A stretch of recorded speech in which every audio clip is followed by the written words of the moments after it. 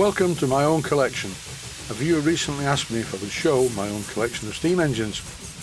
And so here I am taking videos of various steam engine bits and pieces around my house and workshop. Upstairs in my house I have a recording studio.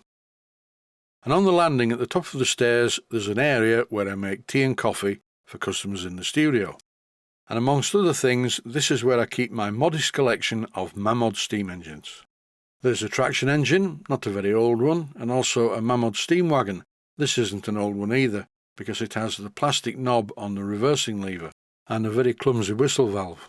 Also in this tea and coffee area I have a couple of wall cabinets, and on top of the wall cabinets I had a collection of things. Starting off with a Hornby O-gauge tin plate locomotive, and there's a carriage up there too, and a Birmingham dribbler, which I've had for many years. And also next to the Birmingham dribbler is a really old traction engine.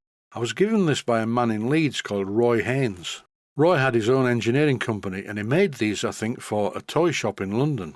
He gave me a fairly random collection of parts and I put one together from the parts he gave me. Moving on to the left, this is a really nice collectible Mamod. As you can see, it's a Steamroller, and it's never been steamed. It's a bit dirty, but it's just like new. And then in the cabinets I have a collection of double O-gauge model railway parts. I've been into model railways for many years, and in these display cabinets is a varied cross-section of a lot of stuff. From two-rail Hornby double O, to modern engines, to ones that I built myself, well, all sorts going back many years. My first model railway when I was a child was made by Triang. Then I built one when I was in my late teens, and that was mainly Hornby stuff. In my teenage years, when I built a model railway in the cellar, I always wanted a River Rossi big boy, but I could never afford one, they were very expensive. But for a model railway that I built in recent years, I decided to buy one, and there it is in the centre of the cabinet. Time to have a look downstairs. Now it's time for the big boys' toys. This is a 5-inch gauge Stephenson's rocket, made by the company OS, who are better known for making very small, very high quality model aircraft engines. Taking a closer look at this 5-inch gauge OS rocket, you can see how beautifully detailed it is. And yes, the boiler band does go around the outside of the cylinder. I've seen the plans. And I also have a photograph on a brochure, and it's exactly the same. This is a beautiful model, I like it a lot. Here is an OS aircraft engine. This is an FS60 10cc 4-stroke aeroplane engine. I remember these when they first came out and they were amazing. Time now to have a look in the kitchen, and right next to the cooker sits a very special engine. This is a twin-cylinder Stewart 5A, complete with 2 water pumps and a really neat chain-driven mechanical connection between the two engines. Moving into the lounge now, which is next to the dining room, here is a Stewart triple expansion engine.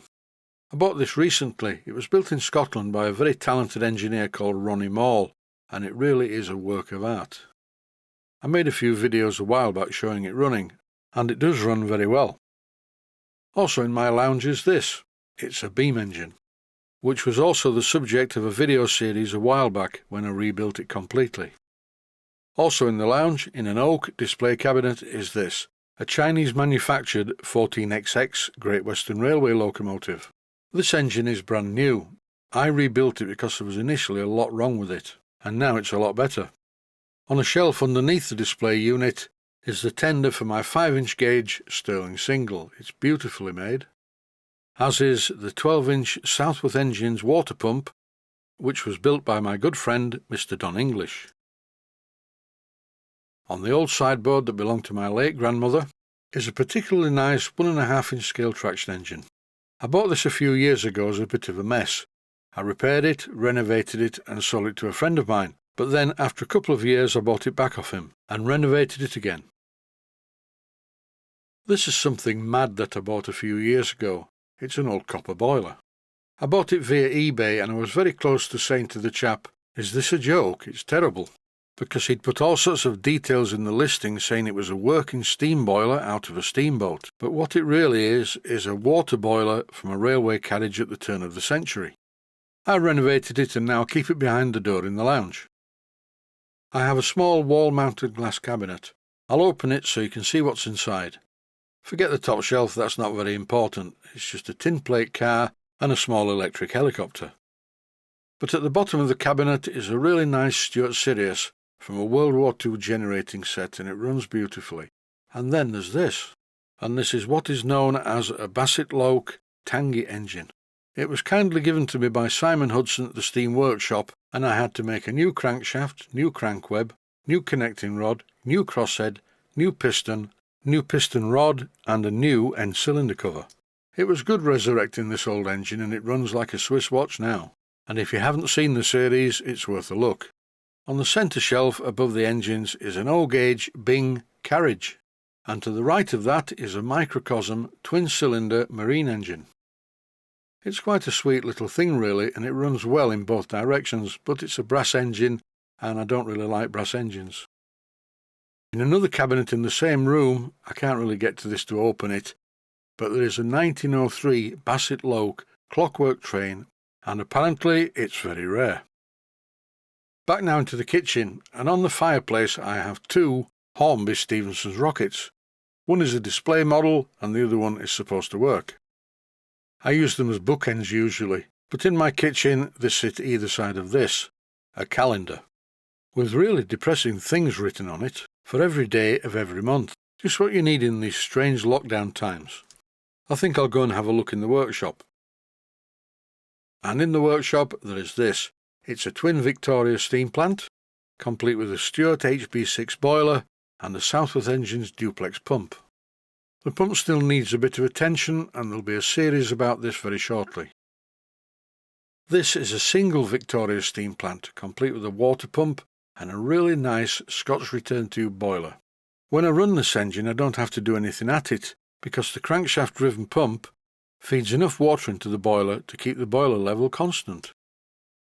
To the left of this engine is something special. This is a Castle Steam V6 boiler, now fitted with a horizontal Southworth 12-inch pump.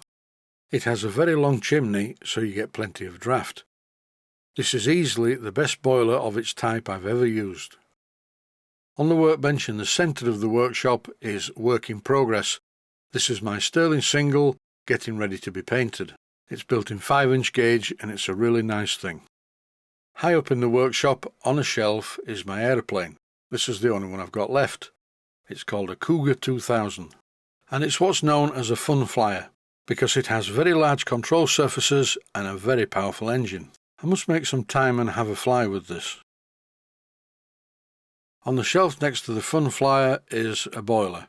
This is a very good boiler. I rebuilt it a few months back. It has a very small burner but makes plenty of steam. And then, finally, there's this, a Wenmac Douglas A24 control line attack bomber. And why do I have this? This is not a model from my childhood. It's very much like one though. I bought it on eBay a few years ago, and it's nice to look at it. It brings back very happy memories of my childhood. And that's about it, apart from my Stewart 504 test boiler that sits on another shelf close by. I forgot to video that. So while I wistfully gaze at my Douglas A24, that's about the sum total of my collection. Well, apart from this, a 4.5-inch scale Burrell Showman's engine. And I'm pleased to say that it's nearly ready to steam. I've finished the painting of the wheels at last. I thought it was never going to end. And that's it for this quick view of my collection. I'd just like to say stay safe, stay well, thanks for watching, and I hope you found it interesting.